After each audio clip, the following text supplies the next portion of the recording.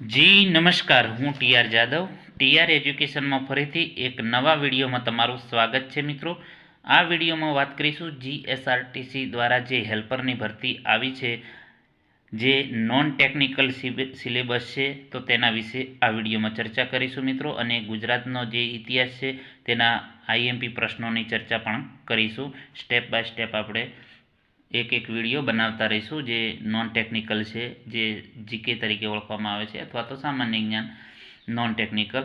તો વાત કરીશું નોન ટેકનિકલમાં સિલેબસમાં જે દરેક ટ્રેડ માટે મહત્ત્વનું સાબિત થશે, કારણ કે 50 માર્ક્સનો તેનો ભાગ આપેલો છે. 50% એના અને 50% ટેકનિકલ તમારા વિશે વસ્તુને લગતું છે. તો જે નોન ટેકનિકલ છે તો તેમાં સામાન્ય જ્ઞાન છે, ગુજરાતની ભૂગોળ છે, ગુજરાતનો ઇતિહાસ છે, ગુજરાતના વર્તમાન જે બનાવો છે, ગુજરાતી વ્યાકરણ, અંગ્રેજી વ્યાકરણ અને કોમ્પ્યુટર છે. હવે કોમ્પ્યુટરની વાત કરીએ તો મિત્રો, કોમ્પ્યુટર 10 માર્ક્સનો છે, જે 10 માર્ક્સનો આપણે કવર કરી લીધો છે. 6 વિડીયો બનાવ્યા છે. 6 વિડીયો જો તમે પ્લેલિસ્ટમાં જશો તો તેમાં તમને મળી જશે. આ 10 ગુણ જે છે કોમ્પ્યુટરના, તે તમારા માટે ઘણા સાબિત થશે, કેમ કે 10 માર્ક્સ તમારે વધારે એડ થઈ જશે. અને ગુજરાતી વ્યાકરણ, અંગ્રેજી વ્યાકરણની વાત કરો છો, જેમાં 5-5 ગુણનું છે. હવે વાત કરીશું, ઘણા મિત્રો કોમેન્ટ કરે છે કે સાહેબ વાયરમેનવાળા ફોર્મ ભરી શકે, અથવા તો એડવાન્સ ડીઝલ મિકેનિક ઓટોમોબાઈલ ટાઈપના જે છે અલગ કોર્સ, જે આપણે અહીં આની અંદર સમાવેશ કરવામાં આવેલો નથી. ઓટોમોબાઈલ આઈટીઆઈનો બીજો કંઈક છે, automobile diesel mechanic advance diesel mechanic course છે, તો આની અંદર એડ કરેલો નથી. તો મિત્રો વાયરમેનવાળા પણ ફોર્મ નહીં ભરી શકે. હવે વાત કરી દઈશું કે જે સરકાર માન્ય આઈટીઆઈ છે એમાં મિકેનિક મોટર વ્હીકલ આ ભરી શકશે, મિકેનિક ડીઝલવાળા ભરી શકશે, જનરલ મિકેનિક ભરી શકશે, ફિટરવાળા ભરી શકશે, ટર્નરવાળા ભરી શકશે, ઇલેક્ટ્રિશિયનવાળા ભરી શકશે, સીટ મેટલ વર્કર અને ઓટોમોબાઈલ બોડી રિપેરિંગ ભરી શકશે, વેલ્ડરવાળા ભરી શકશે, welder cum fabricator, machinist, carpenter, painter general અને ઓટોમોબાઈલ પેઇન્ટ રિપેરિંગ.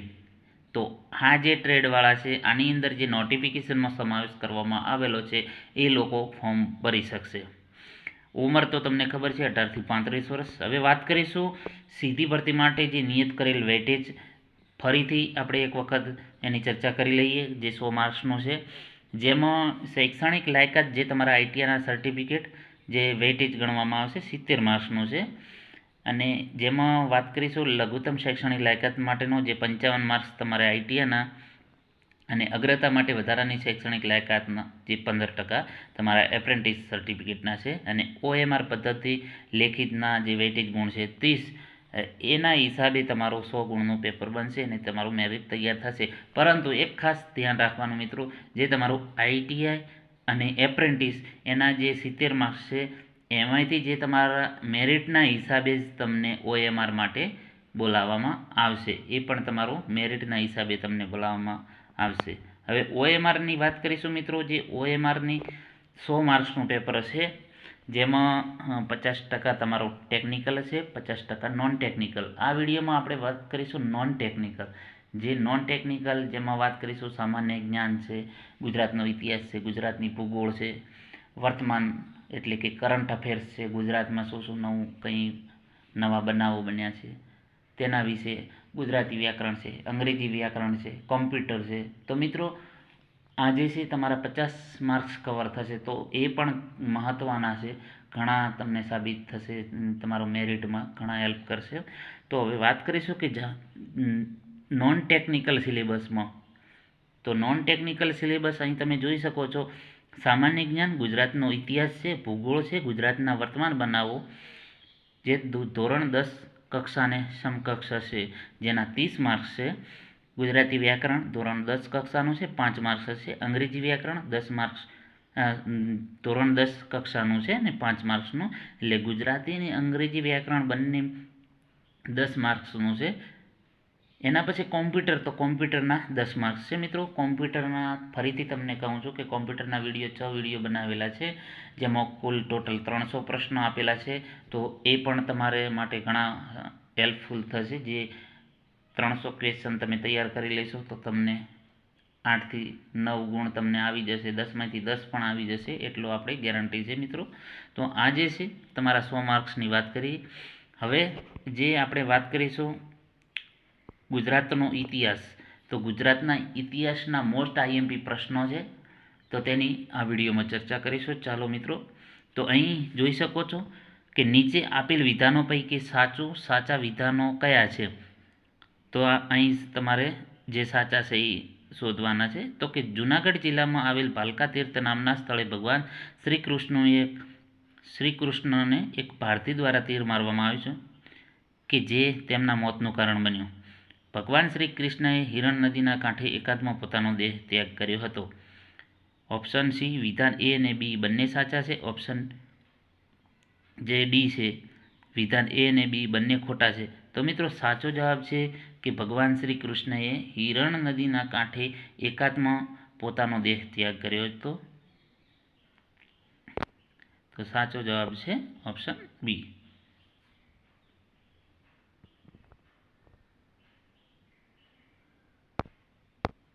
એના પછી જૂનાગઢના શિલાલેખમાં કોનો ઉલ્લેખ જોવા મળે છે? અહીં મિત્રો તમે જોઈ શકો છો, અહીં શિલાલેખ છે. તો જૂનાગઢના શિલાલેખમાં કોનો ઉલ્લેખ જોવા મળે છે? તો જૂનાગઢના શિલાલેખમાં અશોક છે, સમ્રાટ અશોક છે, રુદ્રદામન છે, સ્કંદગુપ્ત, તો કે આપેલ તમામના ઉલ્લેખ જોવા મળે છે જે જૂનાગઢનો શિલાલેખ છે. ચંદ્રગુપ્ત દ્વિતીયે કોને હરાવીને ગુજરાત પર પોતાનું આધિપત્ય સ્થાપ્યું હતું? તો ચંદ્રગુપ્ત દ્વિતીયે રુદ્રસિંહ તૃતીયને હરાવી. ઓપ્શન બી સાચો જવાબ છે. મિત્રો તમારા ગુજરાતનો ઇતિહાસ આ ટાઈપના જ પ્રશ્નો છે, એટલે શું તમને થોડો ખ્યાલ આવે કે કઈ ટાઈપના પ્રશ્નો આવશે. અહીં મિત્રો પ્રશ્ન હતો, શાયદ એડિટિંગમાં કંઈક ભૂલ થઈ છે, તો અહીં તમને કહી દઉં કે કયા શક ક્ષત્રપ રાજાએ સુદર્શન તળાવનું સમારકામ કરાવ્યું હતું? તો તેનો સાચો જવાબ છે રુદ્રદમન. અહીં હું તમને એ પ્રશ્ન લખી દઉં છું. કયા શક ક્ષત્રપ રાજા હે સુદર્શન તળાવનું રિપેરિંગ કરાવ્યું હતું? સુદર્શન તળાવનું સમારકામ કરાવ્યું હતું. તો તે રુદ્રદમન. મોસ્ટ આઈએમપી પ્રશ્ન છે મિત્રો, પ્રિન્ટિંગ મિસ્ટેક છે અહીં જે પીડીએફમાં. હવે વાત કરીશું કાઠિયાવાડના સંયુક્ત રાજ્યો, એટલે કે સૌરાષ્ટ્ર ખાલી જગ્યા રોજ અસ્તિત્વમાં આવ્યું હતું. એ કાઠિયાવાડના સંયુક્ત રાજ્યો સૌરાષ્ટ્ર રોજ ક્યારે અસ્તિત્વમાં આવ્યું હતું? કે 15 ફેબ્રુઆરી 1948. તો પૂછાય કે કાઠિયાવાડનું જે સંયુક્ત રાજ્ય સૌરાષ્ટ્રનું ઉદ્ઘાટન તો સરદાર પટેલના હસ્તે કરવામાં આવ્યું હતું. એના પછી વાત કરીશું ગુજરાતના મૈત્રક વંશ બાબતે નીચે પૈકી કયા વિધાન સાચા છે? મૈત્રક વંશની રાજધાની વલભી હતી, તો તે સાચો જવાબ છે. બીજા ચીની મુસાફર યુએન સંઘે મૈત્રક વંશના શાસક શિલાદિત્ય દ્વિતીયના સમયે વલભીની મુલાકાત લીધી, તે ખોટું છે મિત્રો. તો ઓપ્શન એ સાચો જવાબ છે. એના પછી વાત કરીશું મૈત્રક વંશનો અંતિમ રાજા કોણ હતો? તો મૈત્રક વંશનો અંતિમ રાજા શિલાદિત્ય 7મો હતો. એના પછી વાત કરીશું 8મા નંબરનો પ્રશ્ન, સોલંકી વંશના કયા રાજાને ભોળા ભીમ તરીકે ઓળખવામાં આવે છે? તો સોલંકી વંશના ભીમદેવ દ્વિતીયને, એટલે કે બીજો ભીમદેવ દ્વિતીયને ભોળા ભીમ તરીકે ઓળખવામાં આવે છે. એના પછી રુદ્રમહાલનું નિર્માણ કોણે પૂરું કરાવ્યું હતું? તો સિદ્ધરાજ જયસિંહ. ઓપ્શન બી સાચો જવાબ છે. મિત્રો આ ટાઈપના ગુજરાતના ઇતિહાસના પ્રશ્નો આવશે. ગુજરાતના સોલંકી વંશ બાબતે નીચે પૈકી કયા વિધાનો સાચા વિધાનો છે? તો 1026ના સોમનાથ મંદિર પરના આક્રમણ સમયે રાજા ભીમદેવનું શાસન હતું. પાટણમાં આવેલી રાણકી વાવનું નિર્માણ ભીમદેવની માતા ઉદયમતીએ દ્વારા કરાવવામાં આવ્યું હતું. તો વિધાન એ અને બી બંને સાચા છે. વિધાન એ અને બી બંને ખોટા. તો આનો સાચો જવાબ છે ઓપ્શન એ સાચો જવાબ છે. 1026ના સોમનાથ મંદિરના આક્રમણ સમયે રાજા ભીમદેવનું શાસન હતું. એના પછી ચર્ચા કરીશું ધોળકામાં આવેલ તળાવનું નિર્માણ કોણે કરાવ્યું હતું? તો સિદ્ધરાજ સોલંકીના માતા મિનળ દેવીએ.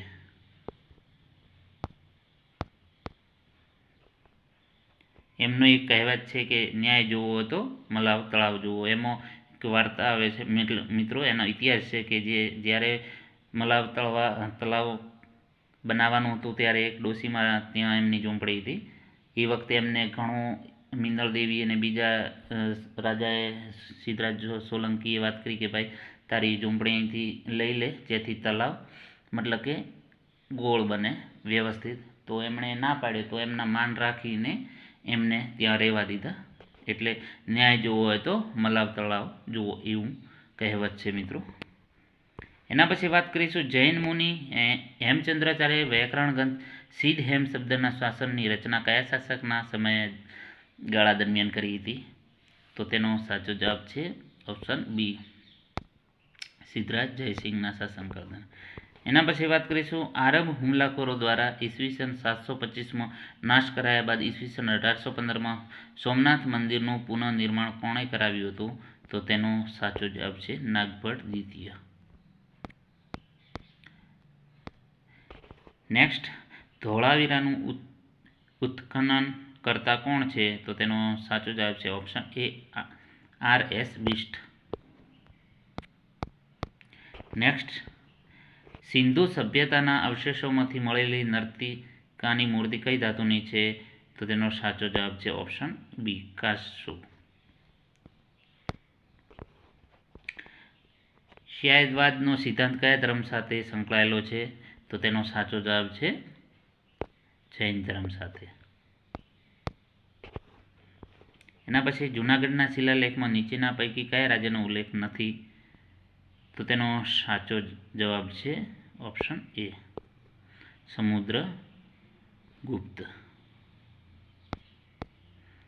નેક્સ્ટ, ગિરનારનો શિલાલેખ ખાલી જગ્યા સમયનો છે? તો તેનો સાચો જવાબ છે ઓપ્શન ડી, મૌર્ય. એના પછી જૂનાગઢનું સુદર્શન તળાવ કયા કાળ દરમિયાન બંધાયું હતું? તો તેનો સાચો જવાબ છે મૌર્યકાળ. એના પછી વાત કરીશું નીચેના પૈકી કોણે ગુજરાતના 1907માં યુવાનોને ઉદારમતવાદી યુદ્ધમાન પ્રવૃત્તિની તાલીમ આપવા ગંગનાથ ભારતીય સર્વ વિદ્યાલયની સ્થાપના કરી હતી? તો તેનો સાચો જવાબ છે બારીન્દ્રનાથ ઘોષ. નેક્સ્ટ, તો મિત્રો આ 20 પ્રશ્નોની ગુજરાતના ઇતિહાસના પ્રશ્નોની ચર્ચા કરી. જો વિડીયો પસંદ આવ્યો તો લાઈક કરજો, શેર કરજો, જેથી તમને અવનવા વિડીયોની નોટિફિકેશન મળતી રહે. એ રીતે તમારો મિત્ર ટેકનિકલ નોન ટેકનિકલનો સંપૂર્ણ સિલેબસ આપણે પૂરો કરાવીશું. Thank you for watching this video.